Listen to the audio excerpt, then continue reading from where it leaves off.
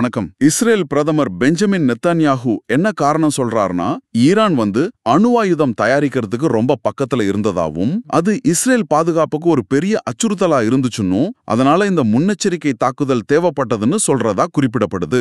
சரி, இதுக்கு operation rising லைன்னு பேர் வச்சிருக்கிறதாவும் சொல்றாங்க இல்லையா? இது ஒரு நாள் 2 நாள் விஷயம் இல்லையா?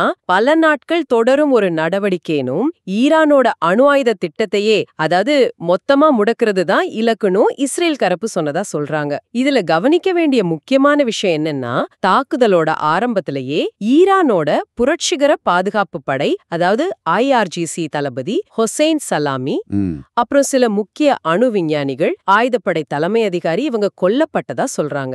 இந்த தகவல் மட்டும் உண்மையா இருந்தா இது எவ்வளவு பெரிய இழப்புன்னு பாருங்க. தாக்குதலோட தீவிரத்தை இது காட்டுது இல்லையா? நிச்சயமா. இந்தியா பாகிஸ்தான் மேல நடத்தினதா சொல்லப்படுற ஆபரேஷன் சிந்தூர், அது முதநாள்லே பாகிஸ்தான் ராணுவ தளபதியை குறி வச்சிருந்தா எப்படி இருக்குமோ அப்படி ஒரு தாக்கத்தை இது ஏற்படுத்தி இருக்குன்னு சொல்றாங்க. சரிதான், அந்த அளவுக்கு ஒரு தீவிரமான தாக்குதல்னா அவங்க சித்தரிக்கிறாங்க. ஆமா, தெஹரான் அப்புறம் நட்டான்ஸ் மாதிரி முக்கிய அணுசக்தி மையங்கள், நகரங்கள் தாக்கப்பட்டதோட ஏவுகணை கிடங்குகள், ஏன் அந்த S-300 வான் பாதுகாப்பு சிஸ்டம்ஸ் கூட அழிச்சிட்டு தான். இது வெறும் ஏர் ஸ்ட்ரைக் மட்டும் இல்லையா?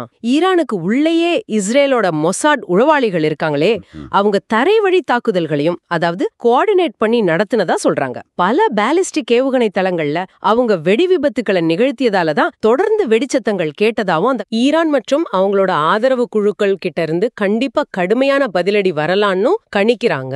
இஸ்ரேல் வரலாறு உங்களை கவனித்துக் கொண்டிருக்கிறது அப்படின்னு ஹிஸ்டரியில் வாட்சிங் அப்படி ஒரு காணொளி வெளியிட்டு, இந்த நேரத்துல யார் பக்கம் நிக்க போறீங்கன்னு கேட்டதா அந்த தகவல்கள் சொல்லுது. இது ஒரு நேரடியான அரைக்கூவல் மாதிரி இருக்கு. அதே சமயம் அமெரிக்கா என்ன சொல்லுதுன்னா, இந்த குறிப்பிட்ட தாக்குதல்ல எங்களுக்கு நேரடி பங்கு இல்லன்னு, ஈரானுக்கு எதிரான ஒரு பெரிய போருக்கு பாகிஸ்தானோட விமான தளங்களை பயன்படுத்திக்க அமெரிக்கா கிட்ட ஒரு திட்டம் இருந்ததாகும். இதுக்காக பாகிஸ்தானுக்கு நிதி உதவி வழியா ஒரு பிரஷர் கொடுக்கலாம்னு ஒரு கருத்து சொல்லப்படுது. இது வெறும் இஸ்ரேல் ஈரான் பிரச்சனை இல்ல இல்லையா?